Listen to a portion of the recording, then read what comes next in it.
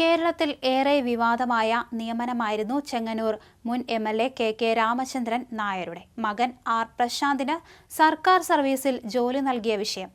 കേരള സർക്കാർ പ്രത്യേകം തസ്തിക സൃഷ്ടിച്ച് നടത്തിയ ഈ നിയമനം കോടതി കയറി. വിഷയം സുപ്രീം കോടതിയിൽ എത്തിയതോടെ സംസ്ഥാന സർക്കാരും ഇക്കാര്യത്തിൽ മറുപടി പറയേണ്ട അവസ്ഥയിലെത്തി.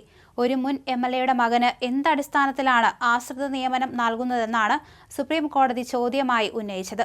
എന്നാൽ മതിയായ യോഗ്യതകൾ പ്രശാന്തിനുണ്ടെന്നും അതിന്റെ അടിസ്ഥാനത്തിലാണ് നിയമനം നൽകിയതെന്നുമാണ് സംസ്ഥാന സർക്കാർ സുപ്രീം കോടതിയിൽ സമർപ്പിച്ച സത്യവാങ്മൂലത്തിൽ അവകാശപ്പെട്ടിരുന്നത്.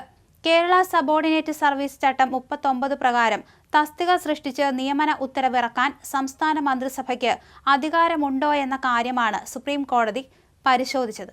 നിയമനം ചട്ടങ്ങൾ പ്രകാരം ആണെന്ന് കെ രാമചന്ദ്രൻ നായരുടെ മകൻ ആർ പ്രശാന്തിനു വേണ്ടി ഹാജരായ മുതിർന്ന അഭിഭാഷകൻ വി ഗിരി സുപ്രീം കോടതിയിൽ വാദിച്ചു. കേരള സബോർഡിനേറ്റ് സർവീസ് ചട്ടം 39 പ്രകാരം തസ്തിക സൃഷ്ടിച്ച് നിയമന ഉത്തരവിറക്കാൻ മന്ത്രിസഭയ്ക്ക് അധികാരമുണ്ട്. പ്രശാന്തിന് ആവശ്യമായ യോഗ്യതകളുണ്ടെന്ന് സംസ്ഥാന സർക്കാർ സുപ്രീം കോടതിയിൽ ഫയൽ ചെയ്ത ഹർജിയിൽ വാദിച്ചു.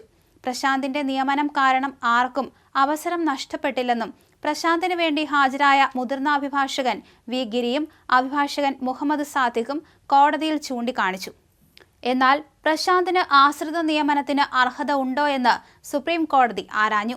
ആശ്രിത നിയമനമല്ല നൽകിയതെന്ന് പ്രശാന്തിന്റെ അഭിഭാഷകർ മറുപടി നൽകി. എന്നാൽ പ്രശാന്ത് നിയമനത്തിനായി പരീക്ഷ എഴുതുകയോ ഇന്റർവ്യൂവിന് ഹാജരാവുകയോ ചെയ്തിട്ടില്ലെന്ന് കോടതി ചൂണ്ടിക്കാണിച്ചു. അതേസമയം കേരള സബോർഡിനേറ്റ് സർവീസ് ചട്ടം 39 പ്രകാരം തസ്തിക സൃഷ്ടിച്ച് നിയമന ഉത്തരവിറക്കാൻ മന്ത്രിസഭയ്ക്ക് അധികാരം ഉണ്ടോ എന്ന കാര്യമാണ് കോടതി പരിശോധിച്ചത്. പ്രശാന്തിന്റെ നിയമനം ചട്ടങ്ങൾ പാലിച്ചാണെന്ന് സംസ്ഥാന സർക്കാരിന് വേണ്ടി ഹാജരായ മുതിർന്ന അഭിഭാഷകൻ ജയദീപ് ഗുപ്തയും സ്റ്റാൻഡിംഗ് കോൺസൽ CK ശശിയും വാദിച്ചു. നിയമനം റദ്ദാക്കിയ ഹൈക്കോടതി ഉത്തരവ് സ്റ്റേ ചെയ്യണമെന്നും ഇരുവരും കോടതിയിൽ ആവശ്യപ്പെട്ടു. പ്രശാന്തിന് നിയമനം നൽകിയതിനാൽ തന്റെ അവസരം നഷ്ടമായെന്നാരോപിച്ച് ഇടുക്കി സ്വദേശി സുപ്രീം കോടതിയെ സമീപിച്ചിരുന്നു. ആശ്രിത നിയമനം സംബന്ധിച്ച് കൃത്യമായ സർവീസ് ചട്ടങ്ങൾ സംസ്ഥാനത്തിനുണ്ട്. കേരള സബോർഡിനേറ്റ് സർവീസ് ചട്ടം പ്രകാരം തസ്തിക സൃഷ്ടിച്ച് ഇത്തരത്തിലൊരു നിയമനം നടത്താൻ മന്ത്രിസഭയ്ക്ക് കഴിയുമോ എന്ന കാര്യവും സുപ്രീം കോടതി പരിശോധിച്ചു. ഒരു എംഎൽഎയുടെ മകന് ഇത്തരത്തിലൊരു നിയമനം നൽകാൻ കഴിയില്ലെന്ന് വ്യക്തമാക്കിയാണ് ഹൈക്കോടതി നിയമനം റദ്ദാക്കിയത്.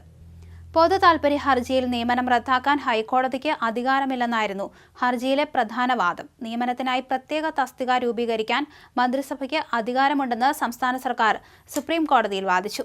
അതേസമയം പ്രശാന്ത് സർവീസിലിരുന്ന കാലത്ത് വാങ്ങിയിരുന്ന ശമ്പളവും മറ്റ് ആനുകൂല്യങ്ങളും തിരിച്ചുപിടിക്കരുതെന്ന് ഹർജിക്കാരൻ ആവശ്യപ്പെട്ടിരുന്നു.